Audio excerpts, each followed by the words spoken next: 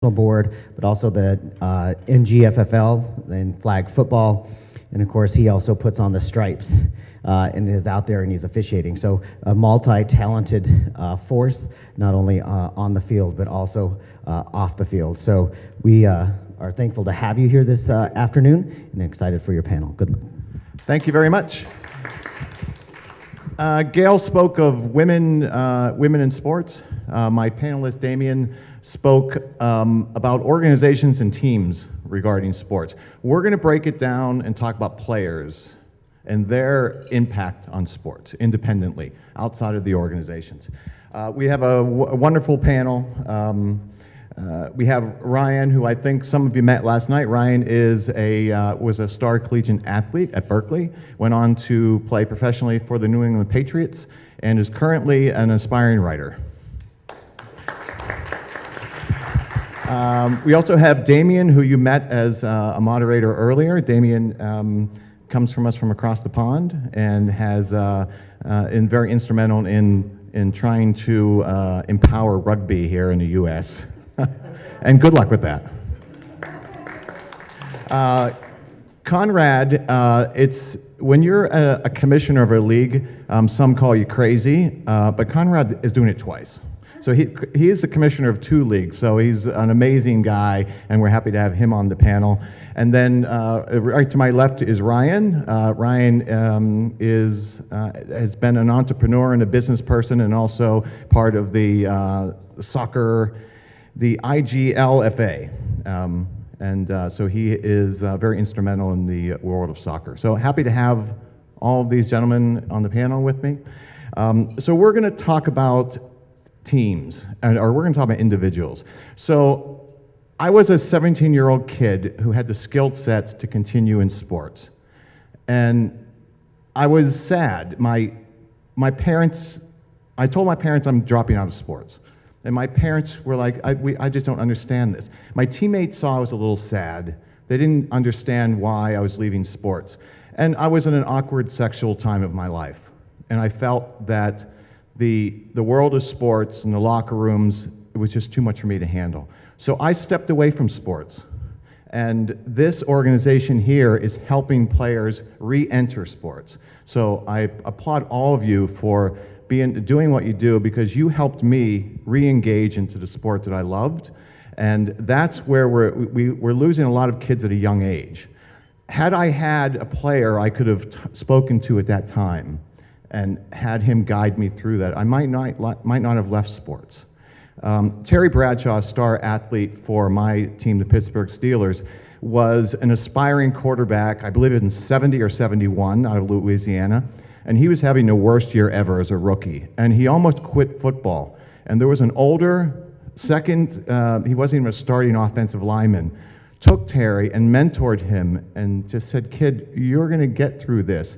Terry Bradshaw says if it wasn't for this offensive lineman who took the time to care about him, he might not have been where he is today. It took leaders on the team that no one knew about in the shadows to help Terry Bradshaw overcome his fears and his rookie season. So there's an impact that we all have as players in these organizations that may not get headlines and may not be a star name. But so we have leaders in the organization, and I'm going to talk to these fine folks about that. And one of the questions I'm going to have, and I'm going to have Ryan answer this, is so you see a player, and if you see an unhealthy relationship on the team, morale going down, the team's losing, and the coach is losing the team for the most part. What have you done, or what have you seen where a player comes out of the shadows to lift the team and bring a team out of the doldrums and out of a bad morale situation? I think the hardest part is recognizing that you have a problem in the first place. So, and this often comes in our adult sports world too late. Comes after a team's either deteriorated or you've lost folks or lost their interest. So this is something that I actively do try to gauge athletes throughout their season, and it's been a huge learning lesson over the years on who to bring in, how, and each situation continues to be different. recognizing within the teams who our silent leaders are, whether they know it or not, has been important. So there's quite a few guys that I look to, and even females, that when things are down or certain things come up, that I have to engage them to bring out the best in themselves, because they're contagious. They're the light of the team, and so keeping them positive is usually where I start. And then sometimes there's just a cancerous person on the team. There's a Debbie Downer, or someone that just is from the inside, kind of deteriorating with they're angry or they're upset that the team's losing. So it's kind of using those that are positive on the team to pass through messaging that next session's gonna be different. Working on the skill day over day. So one of the things that I also implemented was just an overall philosophy of we want to take something away from each game. So taking the positive out of just that moment and saying, here's what is working really well. Here's one thing we're going to work on for the next thing. So it's kind of really breaking it down to a minuscule level of what can we do better, and then using that to build. And it's been really helpful, actually. We've had significant retention success from it. And I'm going to ask my panelists, if you'd like to add on to that, please do. If not, just pass the mic. We're fine. Anyone? I think it's one of those things that finding that person on the team that can recognize it and uplift someone. Sometimes it's a little cheer. Sometimes it's a, hey, you'll get the next one. That I think can really drive that. Ryan, have you been on teams where there's been quiet leaders that have no press and motivate the team from the shadows? Yeah, that mainly in college. I mean, so in the NFL, obviously what you said with Terry, things like that happen. But from my experience, it you make it to the NFL, you're a certain caliber athlete. You know how to act and bring yourself up. If you had a bad game, someone's going to pat you on the back and say it's okay. But in college, it was there was a lot more of those quiet leaders. Because you're 18 to 22, you're going through a pretty tough time in life for anyone. So yeah, it was much more popular in college. I wasn't that guy. I was more of the cancer, because I tried to be a total asshole and just tried to act like a mean straight guy. And so I was in college. I was never that guy, but I'm making up for it now.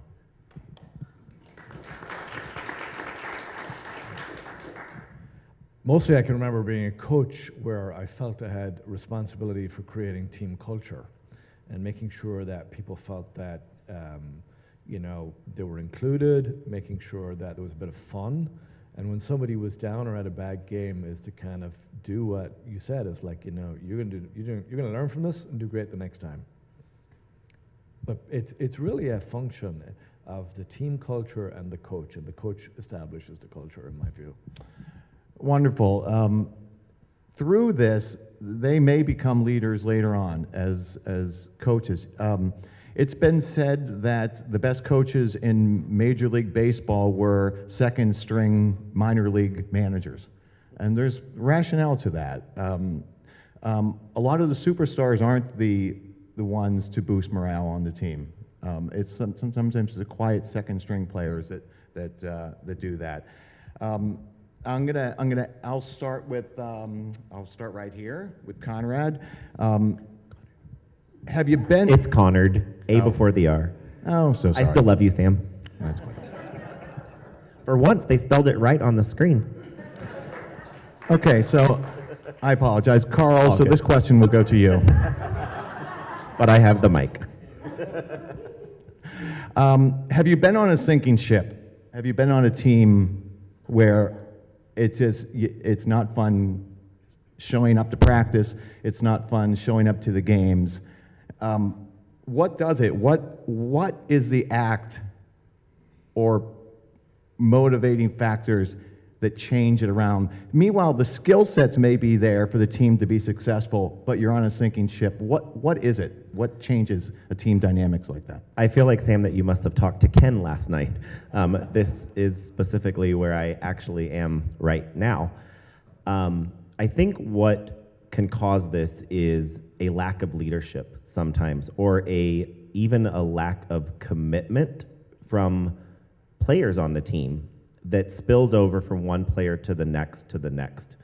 And before you know it, if you had one person that didn't care and like, who cares, it's whatever, it's softball. Who cares, it's volleyball. That gets the next person saying, oh, you don't care, I don't care. Before you know it, you've got 4 or 5. And if you didn't get in front of it, sometimes that ship may be almost down. If not, water already over the edge. And now you have to call in that, salvation company to bring that ship back up. But I think it always can be salvaged by finding the right change of attitude, or even talking about the elephant in the room. Sometimes it's getting the team together and literally saying, hey, we've had a horrible last few weeks, months, games, or the whole season. And we need to talk about what we're going to do for the next year. We're going to talk about maybe restructuring. I mean, people say all the time, oh, we're going through a restructuring. We got rid of this player, that player, the NFL. Oh, they're a rebuilding year. And sometimes that's what it takes to turn around that sinking ship, is to talk about the elephant in the room and find that positive person, or find the team members that still care. And instead of letting the few that don't care bring them down, turn those few back into caring. And I think that sometimes that is a difficult thing to do.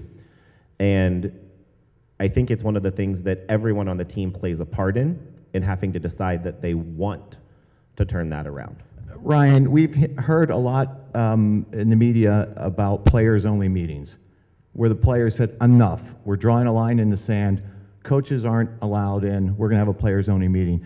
In collegiately or in high school or your professional career, have you had those meetings? Yeah, so I've been on a couple sinking ships. The first one was my first year at Cal. We went 1-10. That was a nightmare. It was handled differently because everyone knew the coach was out.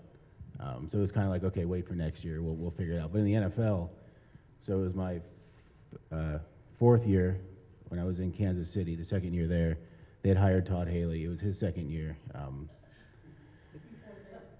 So Todd's an interesting guy. He had a real identity crisis. Like, he tried to be a player's coach, like Pete Carroll's known as, but then he comes from a pedigree of more like Belichick and Parcells, where they're more of a hard ass, and he couldn't figure out an in-between. You can't really be an in-between, because sometimes you're joking around with the guys, and then all of a sudden you try to be serious, and everyone looks at you crooked, like, are you joking around today? And so his second year, I think he got fired halfway through his 3rd year, but his second year, we weren't doing awful, but it was just kind of like it was a joke, because he'd lost the respect of the team.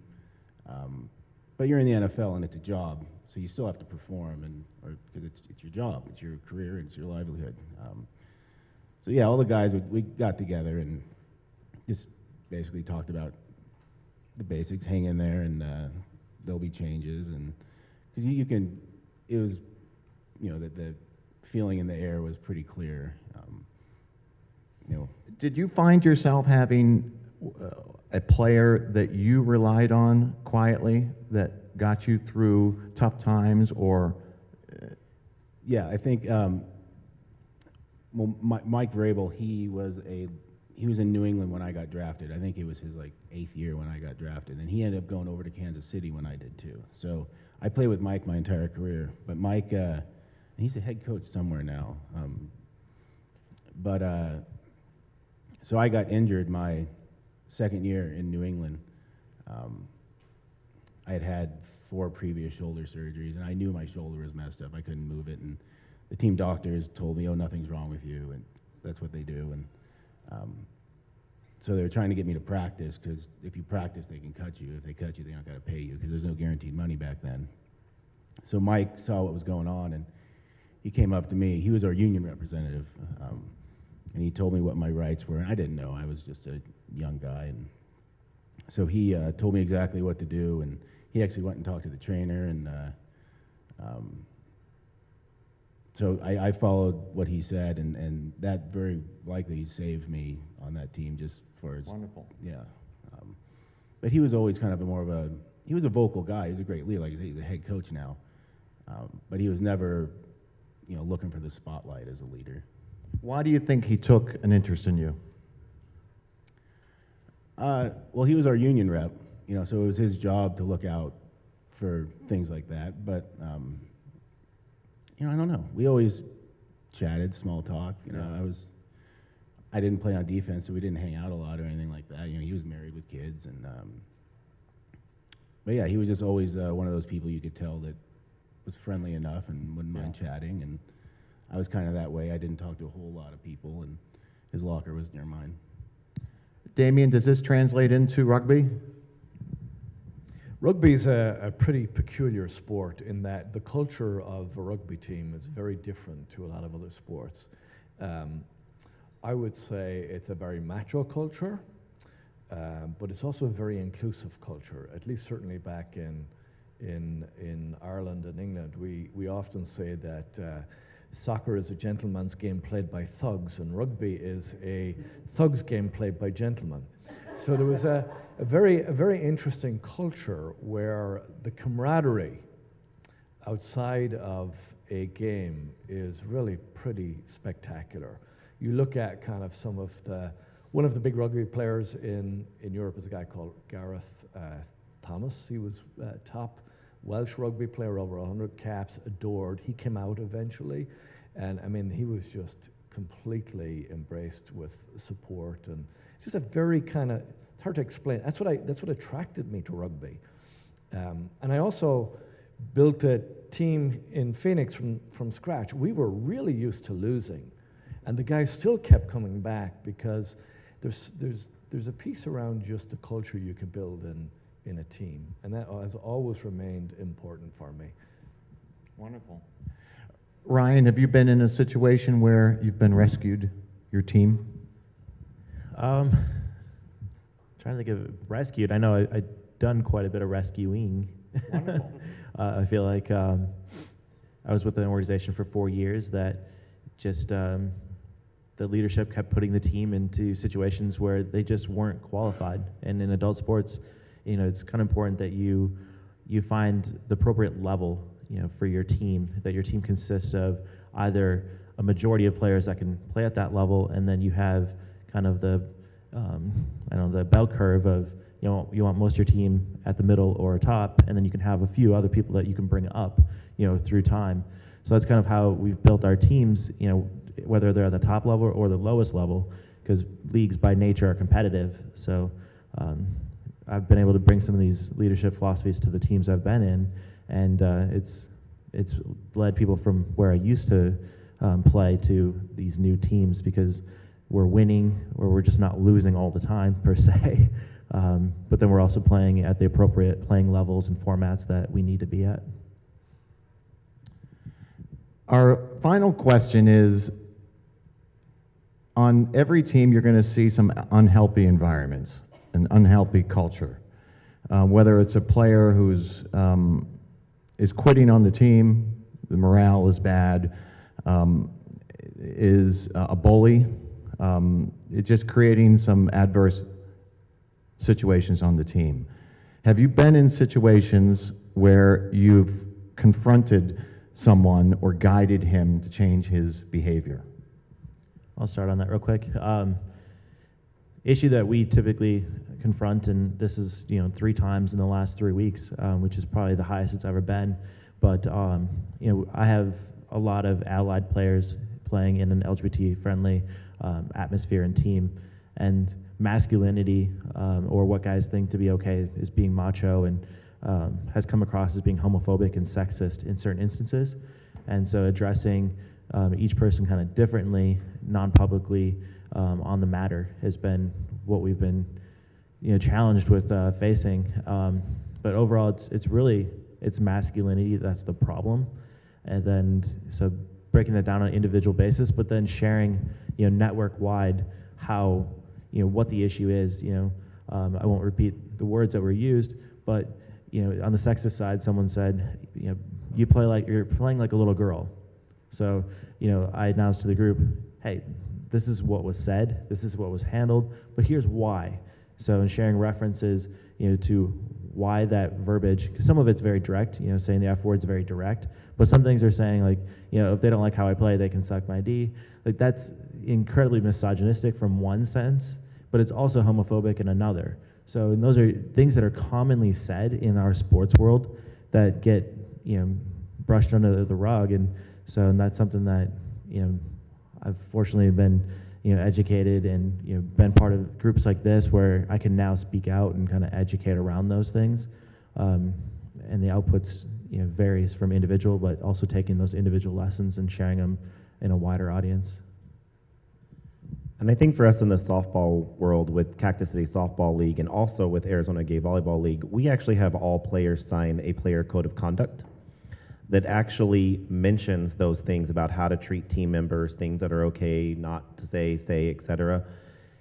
And we address it on an individual basis, kind of like Ryan was saying, that if I hear something or if you bring something to me as commissioner or even above, we're going to have that conversation with the player. We're going to have that conversation with the coach of why do your players feel this might be appropriate, which clearly it's not. And we do it at tournaments. We do it across the board. We make sure that these things do not seem to be okay from even a league perspective. And we make sure that our coaches know where we stand as a board, that it's not okay for them to allow this of their team either. What if he's hitting 600? It doesn't matter.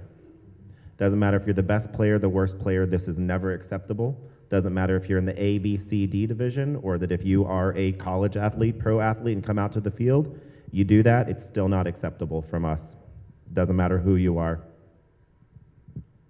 So I've seen a lot more organizations, teams, schools be more proactive about it. I mean, this offseason I spoke to 2 high schools, and even Berkeley, the head coach called me and asked me to come speak to the team. There's gay guys on every team, whether they're out or not. They're on every team, and he realizes that. So he asked me to come speak to the team, and because last year there was an unfortunate situation in Washington State where the quarterback took his own life, and the message, everyone's going through something, and watch your words matter. So he had me come talk to everyone, address the thing, just to try to squash anything before it even happens. And I think that's what needs to happen more than anything. And it's happening more and more. I know to some extent there's been a few teams in the NFL that have had these discussions as a team, mainly about if there's a gay guy, how would you act? Would it be okay type thing? But it goes beyond that, with the high school and colleges right now. Damien, how do you handle a player like that on a team who is just bringing everyone down? I've probably, as a high school rugby coach, you'd have, in a very tough game, you have to teach people or teach players how to control their aggression. And so probably the most challenging part of that is, in high school, is certainly teaching a kid who's really out of control to control his aggression and to not make it personal. I think in the gay team, what often happened is you had a lot of high school football players who gave up playing football. We heard a little bit about that today. And they come out and it's like, somebody's put me in retirement years ago, and all of a sudden I'm going to come out and hit guys hard. We had a few of those players, and that was really just I say, look, you're just not going to do that, or you're not going to play. I don't care how good the player is. If they can't control their aggression, people get hurt. I'm going to ask those out here, who has been on a team where you've had the quiet leaders, you've had the players who weren't the stars, that turned the ship around, that inspired you to come together as a team? Jake? Yes. Yeah, actually, dodgeball's an interesting sport because we have a ton of people on the court, and if one gets taken out, there's like court captains, and then essentially, and there's the boisterous, really athletic people who think that being a leader means being loud and yelling and screaming for us, and then there's the ones who win, and they're not loud and screaming, they're focused on the game. I've noticed I've been on teams where one of our, I would be kind of on the court and loud, and then I would get out, and then the next person would kind of step in without a word being said and start directing people and coordinating, and then they would get out, and someone else would kind of come in. And it was like a very amazing, beautiful, fluid kind of leadership system, and it was never spoken about, talked about, and we were a mid-level team that always beat all the best athletes because of our ability to work together. quiet guy. I'm the loudest person on the team, but I'm speaking for them. Who else has been in situations where you've seen leaders from the Shadows.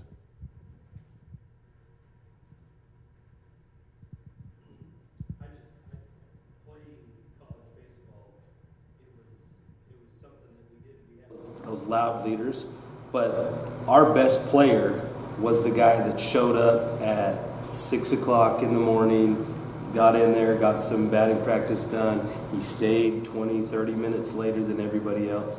And as you start to see his results on the field, it's easy to just start to draw closer and closer to him and what he's doing because it's successful. And so he didn't have to ever say a word. It was just you wanted to have similar success, and so you were drawn to that. And so you worked a little bit harder. You were following his example. Anyone else? Jared? These two handsome men right here, very quiet, definitely leaders on the field.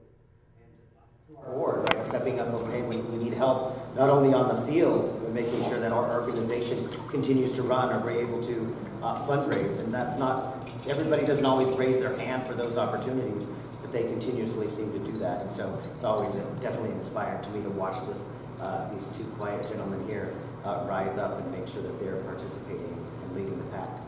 You know, Eric wanted to talk about leaders who may not get the accolades. And that's what we have. We have the quiet leaders. We have the second team offensive lineman who took Terry Bradshaw to dinner and told him to relax and feel confident.